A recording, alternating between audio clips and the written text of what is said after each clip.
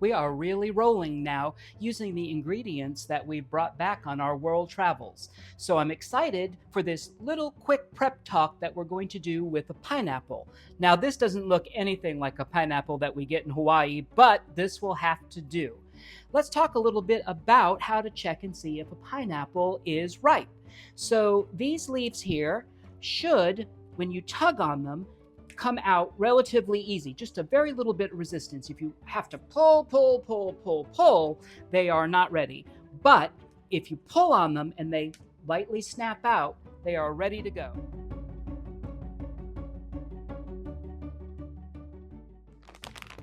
Let's talk about Li Hing powder. This is a powder that I brought back from our trip to Maui. And the first time I ever got to experience Li Hing powder, it was on pineapple. I was in a little mom and pop store and I found the pineapple covered in something that was bright pink. So when I inquired about it, the owner told me all about Li Hing powder. It's a wonderful flavor. It's a mix between plum and licorice with the undertones of vanilla. And while you can use it as a seasoning for many, many things, one of the most traditional ways to enjoy it is on pineapple. Let's talk a little bit about the equipment that we're going to use to open up this pineapple. We are going to use a pineapple core / spiralizer. We need a knife to cut off the top of it after we twist the top off. I'm going to use these scissors to cut open the powder, and then I'll just need a spatula to mix everything together. When I come back, we will be set up to cut the pineapple open.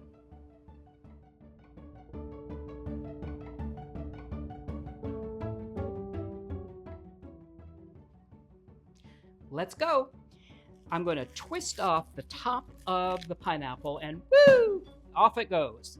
And then I'll just need to cut off about a ½ inch pretty straight across just so the spiralizer can get a good grip. Throw the top away, or you can always just put it in your compost bin. And the top of it has the core, and you can see that right there. And we're going to line up the spiralizer right with the core. I'm going to push it down, and I have a pretty bad shoulder, so I probably should be up a little higher, but I'm going to push down on the core, and I'm going to try to keep it as straight as I possibly can. Now, you can twist the spiralizer, or you can turn the actual board that you've got that on. Now it's already starting to go at an angle, so I'm going to try to get that straight again, because you just want it to ride along that core. And I'm going to go all the way down to the bottom, putting my hand down here till I feel the edges of that blade. And some of the needles have come off here, and I don't want those to get into the actual cut pineapple. So once I've got down to the bottom, I'm going to turn it backwards just a little bit to disengage that blade, and then I'm going to pull straight up on the pineapple. This one's got quite a bit of suction in it. Now I've got a little bit of juice in the bottom of the pineapple, but you can see that the core is completely intact. Just pour out all that juice, because that'll just add to the flavor. And then I've never used this before, but this came with an actual cutter. So let's do some trial and error. Let's move the little Li Hing powder. I'm going to take the top off, and then it says you just push down on it. Well, look at that. I've never used it before, and now I'm kind of mad at myself for not doing it. That worked beautifully. We only had one piece there that didn't get cut. All right, let's set that aside. I'm just going to empty all of our pineapple into the bowl, and when we come back, we'll be all set up to mix in the Li Hing powder.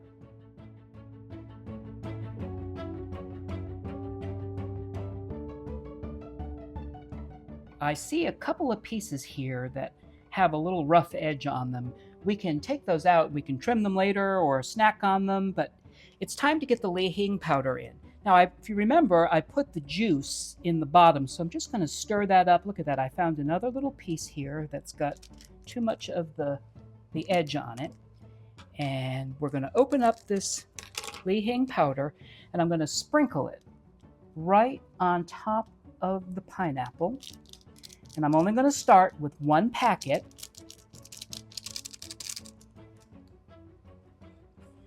And we're just going to use this spatula and start tossing it in the powder. You want to get it evenly distributed. If you get a big old lump of it, it's going to be very, very licoricey, but you will find that the enzymes in the pineapple really start to work on the powder, and it gets pretty evenly distributed. Now, I usually put in 2 packets for one whole pineapple. That gives it a really, really nice flavor. If you like it a little stronger, you can, of course, put 3 in. And if you don't like it so strong, you can easily just put in 1 packet. So simple, so tasty, with just a little bit of our pink lava salt drizzled on top of it or sprinkled on top of it. You end up with a really, really wonderful, wonderful flavored pineapple.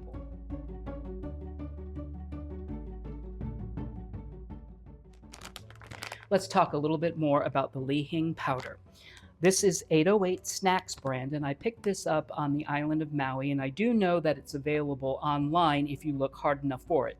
Sometimes you can find it on Amazon, not necessarily the 808 brand, but if you are going to pick this up on Amazon, make sure you look at the label closely to make sure that it was packaged in either Hawaii or an Asian company.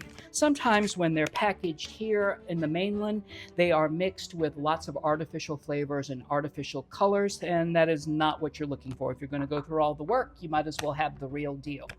This was very inexpensive on the island of Hawaii. I want to say it was $2 for this entire package, and on Amazon, I think you can pick it up for about $10.